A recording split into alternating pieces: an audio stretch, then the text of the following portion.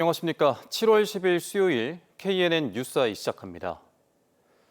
중부 내륙 등지에서 많은 비로 큰 피해가 발생한 가운데 부산 경남에서도 곳에 따라 집중호우가 이어졌습니다. 특히 올해 장마는 지역별로 강수량 차이가 크고 날씨 예측도 어려워 스텔스 장마라고 불리는데요.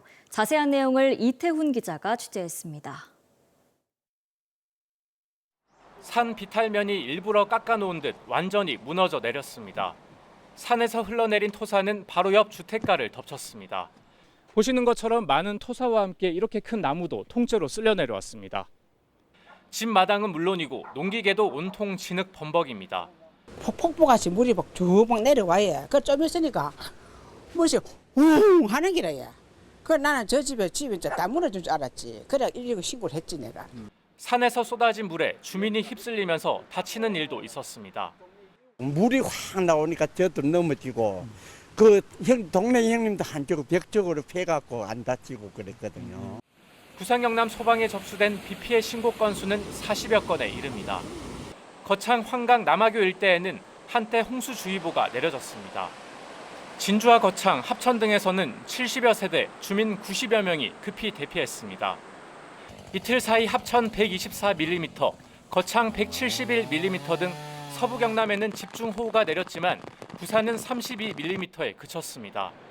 이번 장마는 지역에 따라 강수량 차이가 크고 야행성 폭우가 많은 게 특징입니다.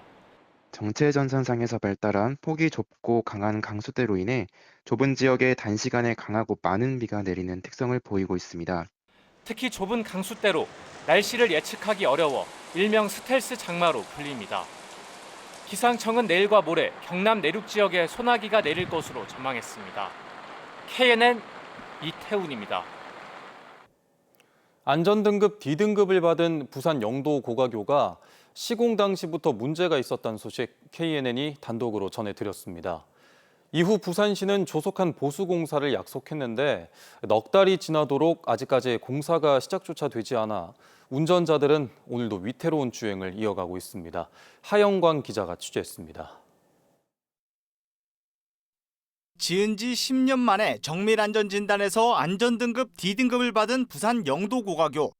긴급 보수 보강이 필요한 수준입니다. 지난 4월 KNN 보도로 시공 당시부터 설계와 시공에 문제가 있었다는 의혹도 제기됐습니다.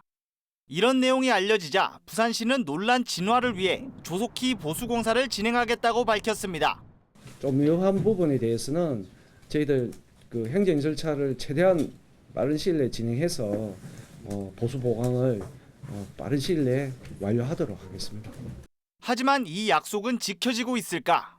부산시는 이번 달 초부터 보수 보강 공사를 시작하겠다고 공언해 왔습니다. 하지만 공사는 아직 시작도 못했는데요. 안전등급 D등급의 위태로운 도로를 차들은 여전히 쌩쌩 달리고 있습니다. 부산시가 내놓은 계획안과 달리 아직 설계도 채 끝나지 않았습니다. 2달이나 늦은 9월에야 공사가 시작될 예정인데 안전점검까지 마치면 해를 넘길 전망입니다. 설계를 하고 나서 이제 공사를 하지 않습니까? 설계를 지금 진행하는데 설계할 때 이제 구조 계산하는 부분이 있습니다. 구조 계산을 하는 과정에서 시간이 조금 걸려서 그렇지 설계가 지금 완료되고 나면 바로 이제 공사가 이제 시작될. 설계와 시공을 맡은 민간업체에 부산시가 끌려다니는 게 아니냐는 지적도 나옵니다. 사실상 민간 기업의 시계와 집행부의 시계가 다른 것으로 보입니다. 기업의 입장에서는 우선순위에서도 밀려가고 있고 비용에 대한 부분에 대해서도 책임 소재와 함께 공방이 좀 이루어지는 부분이 있다 보니 협의가 원활하게 이루어지지 않는 것으로 보입니다. 지난해 붕괴 사고로 2명의 사상자를 낸 정자교는 점검에서 균열 등이 발견됐지만 보강 공사가 없어 화를 키웠다는 지적을 받고 있습니다. 정자교는 안전등급 C를 받았는데 영도고가교는 D를 받은 만큼 시민 안전을 위해 말뿐이 아닌 실질적인 조치가 필요합니다. KNN 하인광입니다. 최근 법정 관리를 신청한 남양건설이 짓던 아파트의 공사가 중단된 지 한 달을 맞고 있습니다. 다음 달 입주를 기다리던 입주 예정자들의 불안이 커지는 가운데 항의도 잇따르고 있습니다. 김동환 기자가 보도합니다. 경남 창원의 대단지 아파트 공사 현장입니다. 현재 90%에 가까운 공정이 진행돼 다음 달 입주가 시작될 예정이었습니다. 하지만 공사가 지난달부터 중단됐습니다. 6월 12일부터 중단이 됐습니다. 실제로.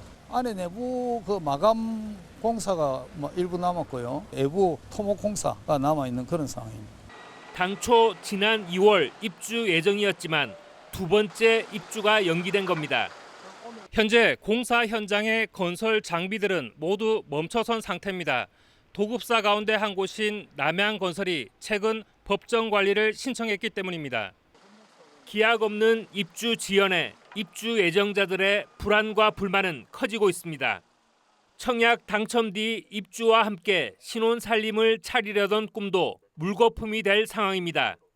현재 기존에 살던 집에 월세를 주면서 진행하고 있는 상태입니다. 컨테이너에 짐을 맡기고 월세로 사시는 분도 계시고 모텔에 생활하고 계시는 분도 계시고. 절박한 마음은 시공사도 마찬가지입니다.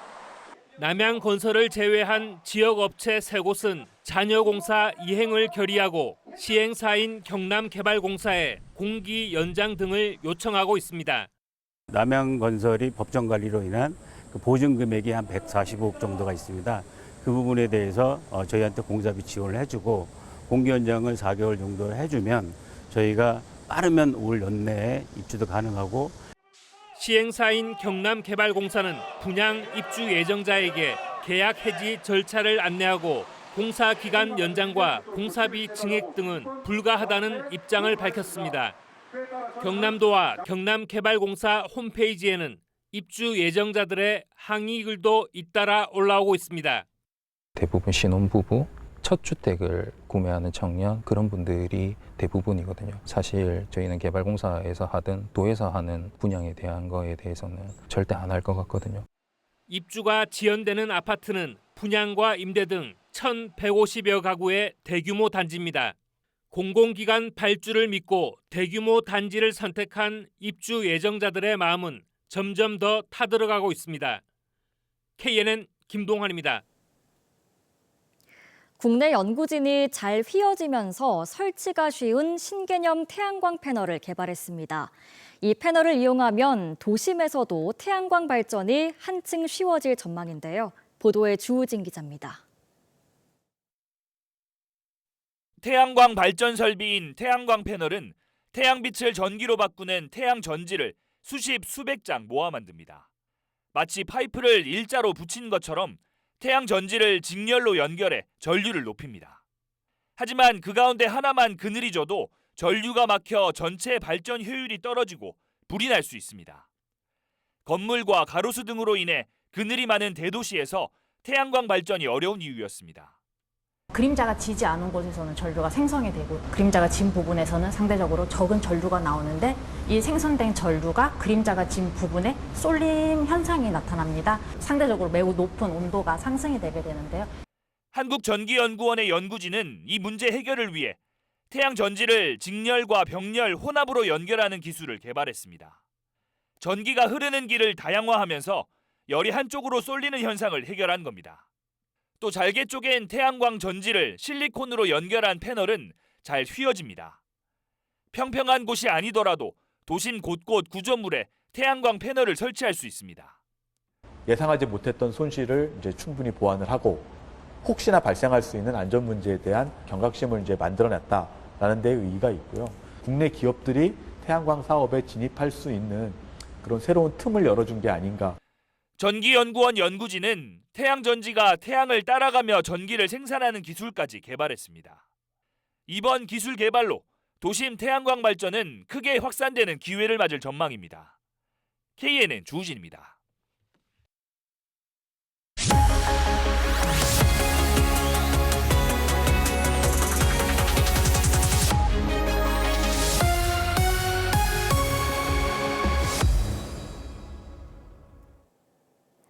부산항을 가진 부산은 세계를 연결할 가덕신공항과 유라시아 철도망까지 트라이포트를 꿈꾸고 있습니다.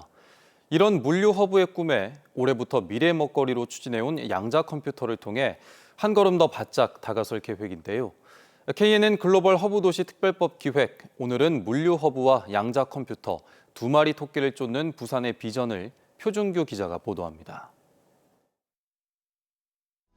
부산항은 컨테이너 화물 처리 실적 세계 7위, 환적 화물은 세계 2위로 명실상부한 동아시아 허방입니다. 물동량과 환적 물동량 모두 1990년대 이후 지속적으로 증가하고 있어 앞으로 성장 가능성 역시 높습니다. 하지만 좁은 북한을 떠나 신항으로 옮겨간 뒤에도 쏟아지는 물동량을 제때 제대로 소화하기 벅찬 게 사실입니다. 시기나 상황에 따라 컨테이너 선들이 한꺼번에 몰리면 저반부터 하역, 선적까지 줄줄이 병목 현상을 빚는 게 현재 부산 항만 물류의 고질적인 한계입니다. 이런 한계를 넘기 위해 시도하는 게 바로 양자 컴퓨터를 통한 선석 운영 최적화입니다. 선석 운영은 다양한 요인들이 복잡하게 얽혀 있어 지금도 경험을 기반으로 거의 수작업으로 이루어집니다.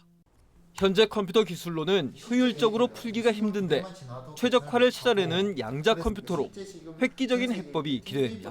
고전적인 컴퓨터에서는 이 실행 시간이, 계산 시간이 이렇게 지수적으로 이렇게 증가하는 데 비해 가지고 저희 양자 컴퓨터를 가지고 계산을 해봤었을 때 상수함수적으로 이렇게 증가하는 것을 확인했습니다. 국비 등 30억 원을 투입하는데 최종 목표는 바다뿐 아니라 육지, 하늘까지 물류망 전부를 연결하는 것입니다.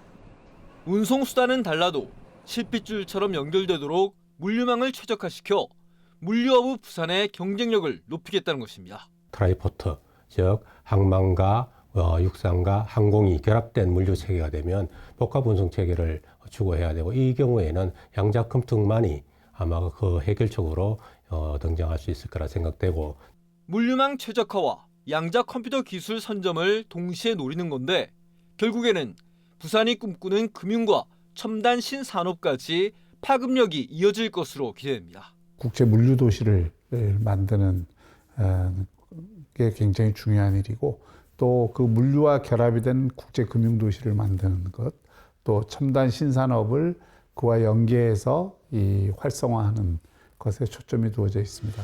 상용화를 앞둔 과도기의 양자 컴퓨터와 신항 이전으로 변신을 꿈꾸는 부산항의 낯선 만남이 새로운 글로벌 물류업으로 부산이 나아갈 디딤돌이 될 수 있을지 주목됩니다.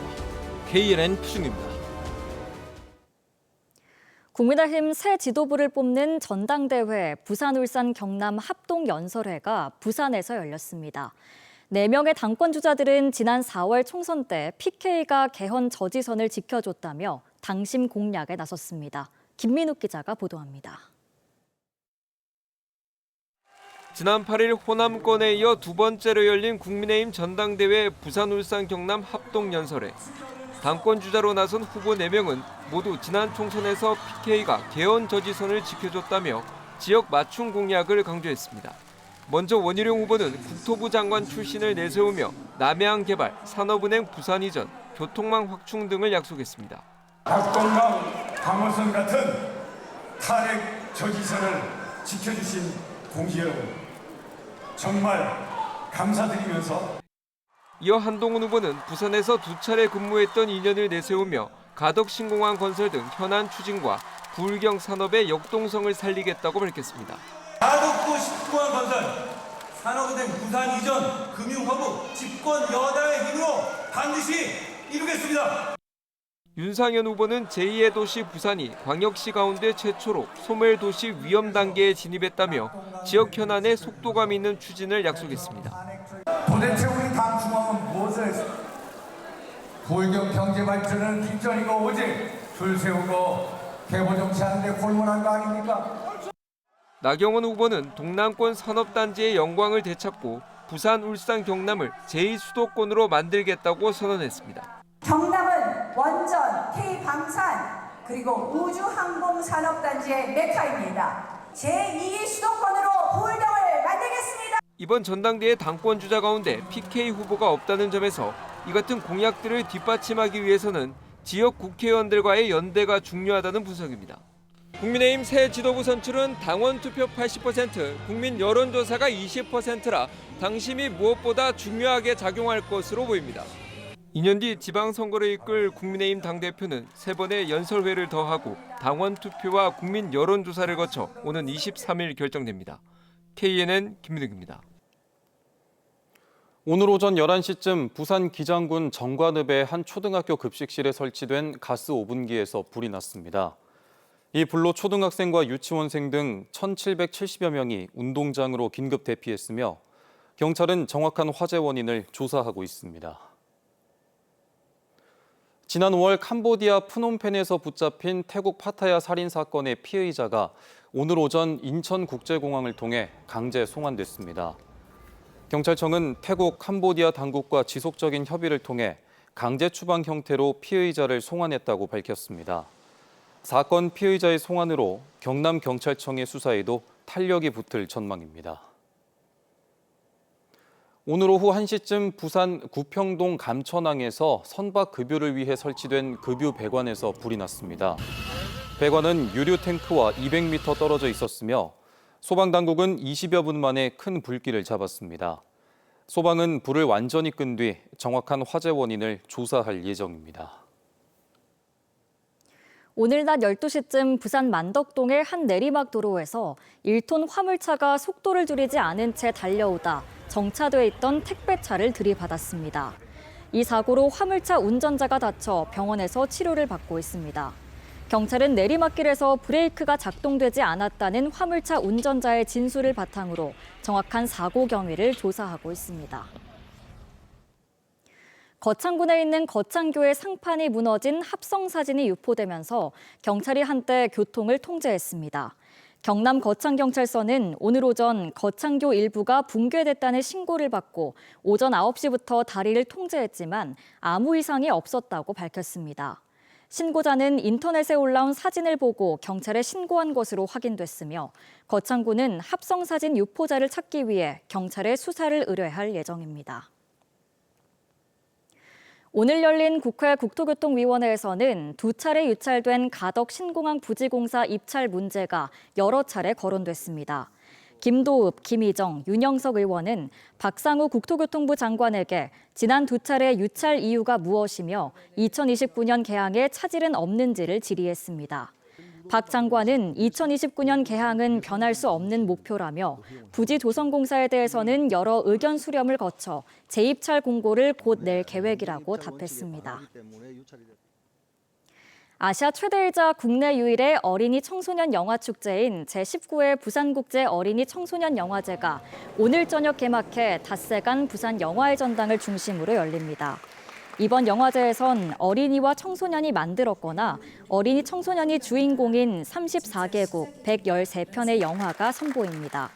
또 국내외 유명 감독과 영화인들이 함께하는 포럼과 어린이 청소년 영화인들을 위한 멘토링 프로그램들도 열립니다.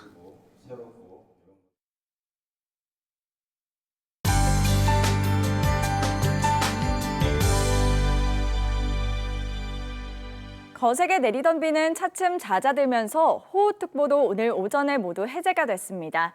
오늘 밤까지 내륙은 비가 내리겠고 이후로는 모두 그치겠는데요. 내일은 장맛비가 주춤하겠지만 대기가 불안정해지며 낮부터 내륙을 중심으로는 소나기가 내리겠습니다.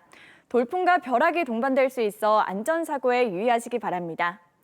내일도 낮 기온은 여전히 오르겠는데요. 낮 동안에 구름 사이로 볕도 강하게 내리쬐며 후텁지근한 날씨가 이어지겠습니다. 내일도 새벽부터 오전까지 부산과 남해안은 짙은 안개가 끼겠는데요. 출근길 차간거리 넉넉히 두고 안전운행하시기 바랍니다. 오늘 밤까지 전국 내륙으로는 강한 비가 내리겠고 내일은 다시 낮 기온이 올라 수도권과 강원 내륙에는 폭염특보가 이어지겠습니다. 내일 아침 기온은 오늘과 비슷하게 출발하겠는데요. 낮 최고 기온은 진주가 28도로 오늘보다 약간 낮겠습니다. 한낮에 창원과 거제가 27도, 밀양은 30도까지 오르겠습니다. 낮 최고 기온 부산 26도, 양산은 29도 보이겠습니다. 바다의 물결은 동해 먼바다에서 약간 높게 일겠습니다. 당분간 먹구름과 함께 후텁지근하겠고 경남 내륙은 소나기가 내리겠습니다. 날씨였습니다.